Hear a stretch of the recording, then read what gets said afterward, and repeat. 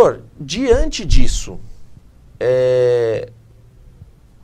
existe aí debate sobre um novo tipo de tributação, né? Você me falava aqui do IVA, Imposto sobre o Valor Agregado, já tem um projeto de lei tramitando no Congresso, do Luiz Carlos Rauli, deputado. Isso. Qual que é aí o escopo dele e se ele se inspira no modelo europeu, que lá o pessoal gasta menos de 200 horas por ano para resolver as questões tributárias? Pois bem. Pois é, o modelo, uma reforma tributária, é preciso dizer, Fábio, que é extremamente complexa, né? Não é do dia para a noite que nós conseguimos resolver um problema com tamanha densidade. São muitos interesses envolvidos, né, São doutor? muitos interesses, muitos legítimos e poucos legítimos, né? Nós precisamos nos ater aos interesses legítimos e tentar compatibilizá-los num sistema que tem funcionado nos países desenvolvidos e também adaptando a nossa cultura, a nossa realidade no Brasil, né? Falando mais especificamente do projeto do deputado Luiz Carlos Rauli, é um projeto bastante interessante. Ele foi fortemente inspirado no modelo de tributação defendido pela OCDE e implementado na maioria dos países da União Europeia, né? É um sistema onde, conquanto se preserve a tributação sobre o PIB, a preocupação maior é simplificar e reduzir a tributação sobre o consumo, porque esse sim é uma tributação que atinge mais os pobres, porque você paga uma mesma tributação sobre o consumo de um bem ou serviço, seja ele uma pessoa rica ou seja uma pessoa pobre. Então, reduzir e simplificar a tributação sobre o consumo e aumentar a tributação sobre a renda, né? Hoje no Brasil nós temos, falando um pouquinho sobre a tributação sobre a renda e depois a gente fala um pouquinho da tributação sobre o consumo, né? A tributação sobre a renda no Brasil, uma das grandes críticas, ela é muito pouco progressiva, né? A alíquota máxima ela é de 27,5%. E ela é atingida muito rápido. Então, pessoas que ganham R$5.000 já estão contribuindo com base na alíquota máxima, né? É uma progressividade que ela chega ao seu topo muito rápido e ela já começa a atingir pessoas muito rápido também. E desculpa, doutor, também não é atualizada, né? Não é Quer atualizada. dizer, às vezes o trabalhador ele foi remunerado a mais por conta de reivindicações, só que a tabela continua parada. Continua congelada e a gente tem a inflação que vai deteriorando o preço e a tabela mantém-se fixa, então isso proporciona um aumento indireto de tributação. Mas veja, apenas para dar um modelo, países da OCDE, membros da OCDE, costumam tributar a renda na sua alíquota máxima em mais de 50% da renda. Então, essa tributação máxima é alcançada para quem ganha mais de $20.000 ou 20 mil euros, né? Então é preciso estabelecer-se uma progressividade maior para pessoas que têm um maior poder aquisitivo, né? E em contrapartida, reduzir a tributação sobre o consumo, né? Hoje no Brasil nós temos 5 grandes impostos, 5 grandes tributos que recaem sobre o consumo no Brasil. Nós temos o ISS dos municípios, o ICMS dos estados e 3 tributos da União, IPI, PIS e COFINS. São 5 tributos sobre o consumo. É algo extremamente alto, complexo, caro, burocrático e gera distorções. Legislação do PIS e COFINS, por exemplo, só para tratar de União. É um sistema extremamente difuso, a legislação é difusa, de difícil intelecção, extremamente mal distribuído em termos de peso de carga tributária, com excesso de crédito presumido para uns setores, diminuição de base de cálculo para outros, tributação monofásica, substituição tributária de PIS/COFINS, é algo extremamente complexo, o que dificulta o que aumenta a necessidade de horas homem por ano para as empresas e gera distorções. Então, a tributação ela deve ser neutra, ela deve deixar o mercado competir em condições de igualdade, e não criar distorções entre setores. Então, a proposta, o que a gente elogia no projeto do deputado Luiz Carlos Rauli é a direção, né? Óbvio que discutir os pormenores de uma reforma tributária requer um amplo diálogo com estados e municípios, porque eles sim têm interesses legítimos nessa demanda. Mas a direção que ele propõe é manter a carga tributária em relação ao PIB, mas diminuir a carga tributária sobre o consumo e aumentar a carga tributária sobre renda de pessoas físicas e empresas, né?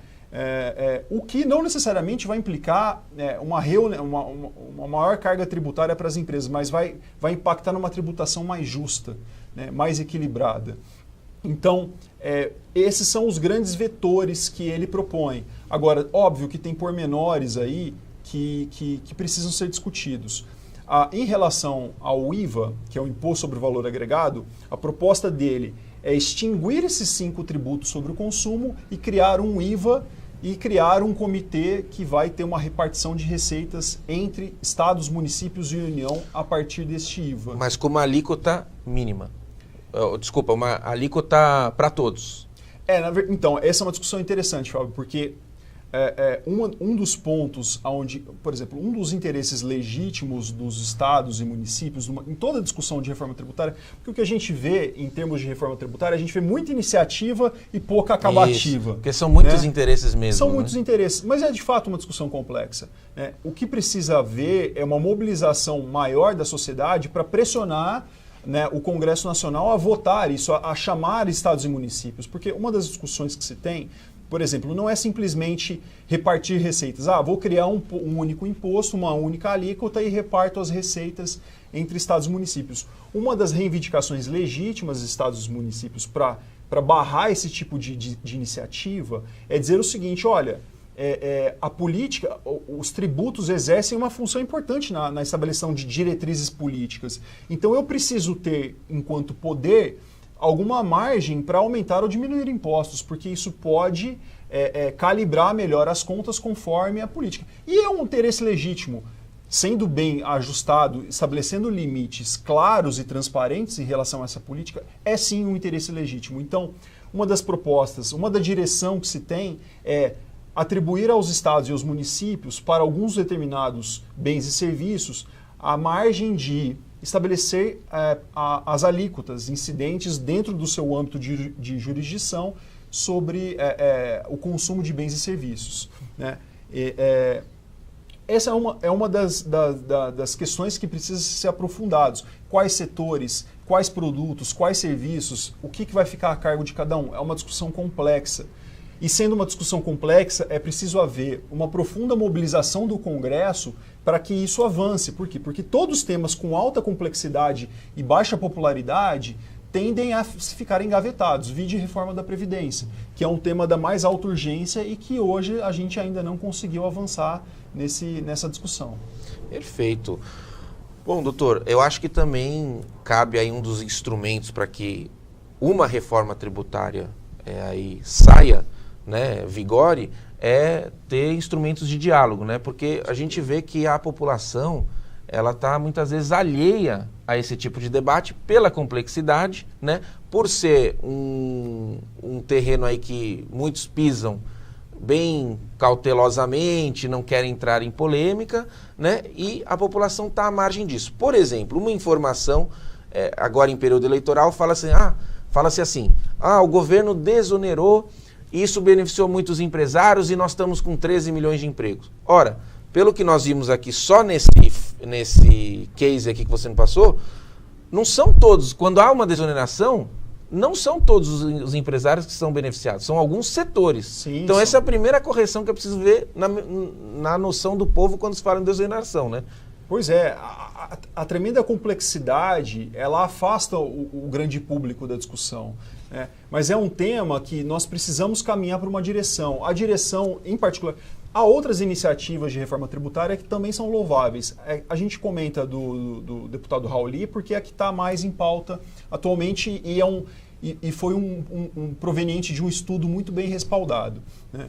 Então, o que nós precisamos é difundir mais esse assunto, tornar a diretriz, ela sendo mais palpável, ela se torna essa questão, por exemplo, de você diminuir a tributação sobre o consumo e aumentar a tributação sobre rendas, você tentando simplificar esse assunto, é possível torná-lo mais palatável e de maior aderência ao grande público. Porque o que é preciso hoje é uma mobilização popular para que esse assunto da reforma tributária avance. Né? Sem a mobilização popular, esse assunto tende a ficar engavetado. Por quê? Porque é um assunto extremamente complexo e que envolve a compatibilização de muitos interesses divergentes. Mas, de novo, sem o avanço dessa reforma tributária, dificilmente o Brasil vai conseguir progredir. O doutor me corrija, mas essa questão da diferenciação entre o consumo, a oneração no consumo e na renda, fica clara, por exemplo, quando a gente fala numa compra de uma televisão de R$1.000, por exemplo, né? Um valor hipotético. O sujeito que ganha 1 milhão por mês vai pagar os mesmos R$1.000 e o sujeito que ganha R$1.000 por mês vai pagar os mesmos R$1.000. Exato. Se você desonera o consumo e essa TV fica R$500, tudo bem, os dois vão pagar ainda os R$500. Só que esse que ganha 1 milhão vai pagar em algum momento mais impostos proporcionalmente à renda dele do que aquela pessoa. É mais ou menos isso, exatamente baratear isso. os produtos, mais pessoas vão ter acesso e aqueles que ganham mais, em algum momento vão pagar mais. É mais ou menos isso. Exatamente, Fábio. Então, a tributação, se diz mundialmente que a tributação sobre o consumo ela é injusta, porque ela onera a operação, o consumo de bens e serviços indistintamente. Pode ser um multimilionário, pode ser uma pessoa pobre. A tributação sobre o consumo vai ser a mesma. A tributação sobre o consumo ela não enxerga quem compra, ela enxerga a operação. O que se importa, o que se diz numa tributação justa é enxergar mais do que a operação, mas quem compra, né? No modelo justo de tributação deve pagar mais impostos quem ganha mais, né? Então, por isso que uma tributação excessiva sobre o consumo, como a gente tem no Brasil hoje, ela é injusta, ela impacta os pobres, ela impacta maior o consumo de bens e serviços, o que gera essas distorções e que torna todo o exercício de atividade econômica mais caro.